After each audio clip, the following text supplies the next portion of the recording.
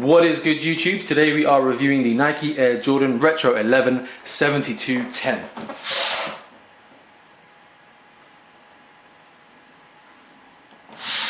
So these shoes released this past weekend, I believe it was the 12th, Saturday, for a retail price of 165 UK pounds.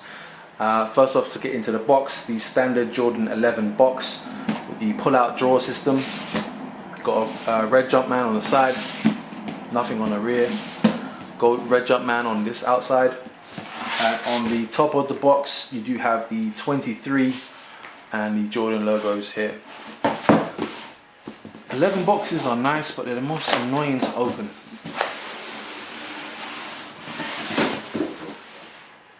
Alright, so on the roof of the box, you have that 11 plastic panel with, what does it say again? Tinker made them shine, Mike made them fly, and you made them iconic. So you've got this red and clear paneling for the 11 in Roman numerals. Let's pop that out. You have this black and white paper, which is similar to the carbon shank plate, I believe it's called, on the side of the shoe.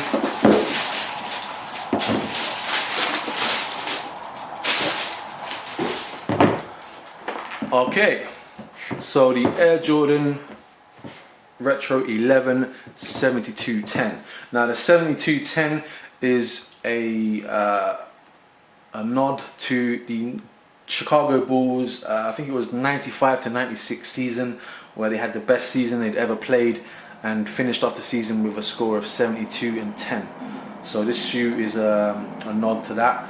It's not a retro colorway. I don't know, Jordan did not ever play in a shoe with this color. I don't think this shoe has been released in this colorway ever before. So it's not a retro colorway. It's not an OG colorway, if that's the term you want to use. But it is just a nod to that significant season in Jordan's playing history.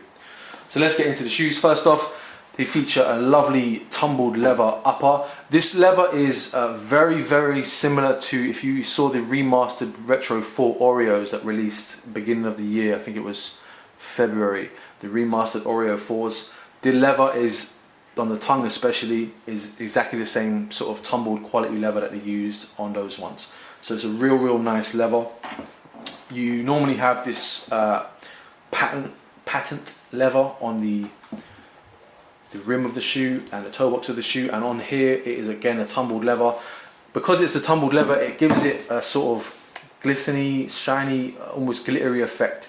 Not like the super glitter, but you definitely, because of the tumbled leather under the patent, or the patent tumbled leather, it does have a slight shimmer to it that you don't normally get on the, obviously patent leather is shiny anyway, so I don't know if this is making much sense, but because it's tumbled patent leather, it does have a slightly different look to it than the normal patent leather that you see on Retro 11s. So look at the inner side of the shoe, again plain black, nice soft tumbled leather they've used on this section. On the rear of the shoe, you've got this Swedish nubuck back panel of the shoe, and this nice, I thought it was metal at first, but it's that very shiny, it's like a metallic-y plastic.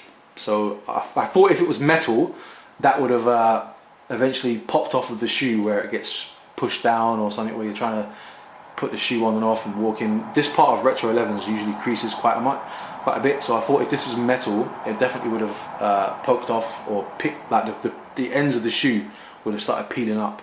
But they've used a soft, bendy, metallic-y plastic. So definitely a nice touch on there. There were rumours when the shoe was going to release that on the back panels, where you normally have these 23s, that it was going to have 72 and 10, which would have been nice, but they didn't. They just went with the 23 black on black. Again, I don't know how well my camera picks it up, but you do have a 23 there, black on black. Stitching down the middle. I have seen some pairs, the quality control on these has not been the best, where the height of this varies on different pairs. So people look, check, if you've got a pair, just check that as well, because some people have a real low cut one on one foot and then another one's like quite high up. So check your back of the shoes to make sure yours are sort of evenly spaced out. I have seen some quality control issues on other people's pairs where at the back it's not leveled out. The sole of the shoe, you have this, again I think it was called a shank plate, black and red carbon fiber. You've got these black herringbone traction pads, and you've got this milky translucent white outsole, and a black Jumpman that you can faintly see through the translucentness on the arch of the shoe.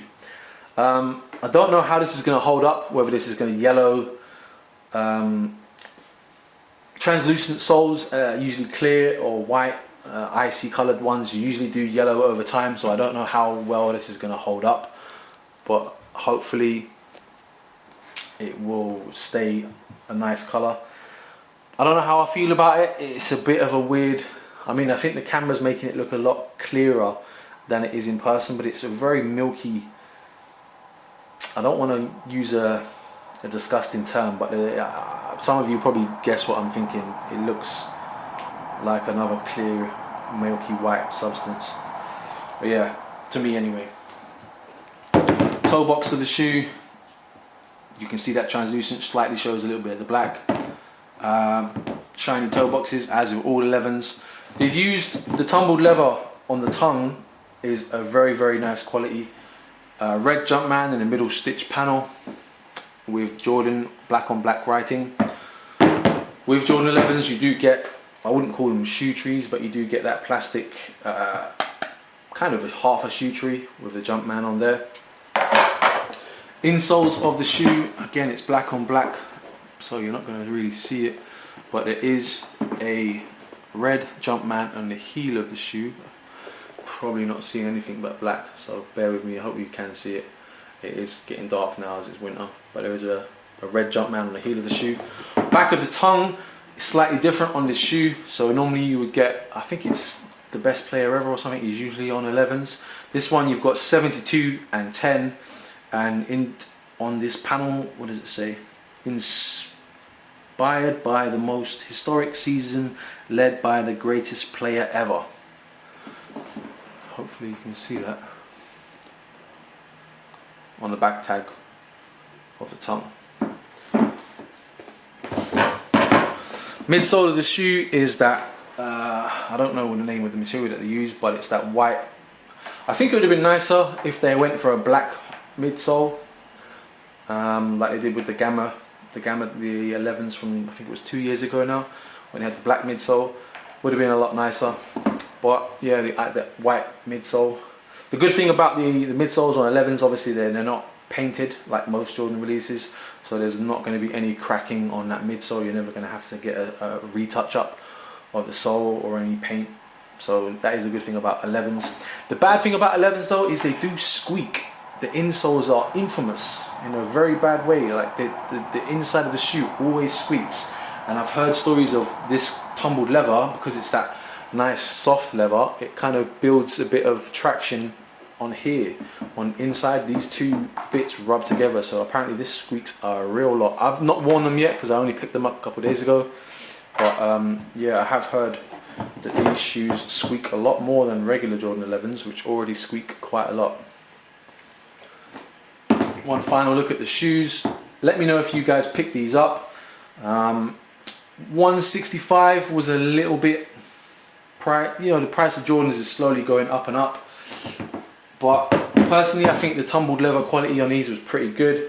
Very similar, like I've said, to the Retro 4 Oreos that released earlier in the year, but they were a little bit cheaper than these were. But I think it's obviously part of Nike's attack on resellers is to release a lot higher quantity of shoes for a lot higher price, so the profit margin for resellers is going to be a lot less, and there's a lot more quantity available for people that do want to get them, can get them. We've seen that with the Black Friday release of the Aqua 8s. There was plenty of stock, and even for these which released the Christmas 11, if you want to call them, these sat for at least the weekend. Normally 11s sell out straight away, but these were available for most of the weekend. I believe they have sold out now, or you might find a few big or small sizes on a few sites, but there was enough quantity that you should have been able to get a pair if you wanted a pair. Alright, that's the end of the review. I hope you enjoyed the review. If you want to follow me on social media, Twitter and Instagram, links will be in the description. It's Chris_S_Ramos. Share this video if you would. Subscribe to my channel. Hope you enjoyed the video. Peace.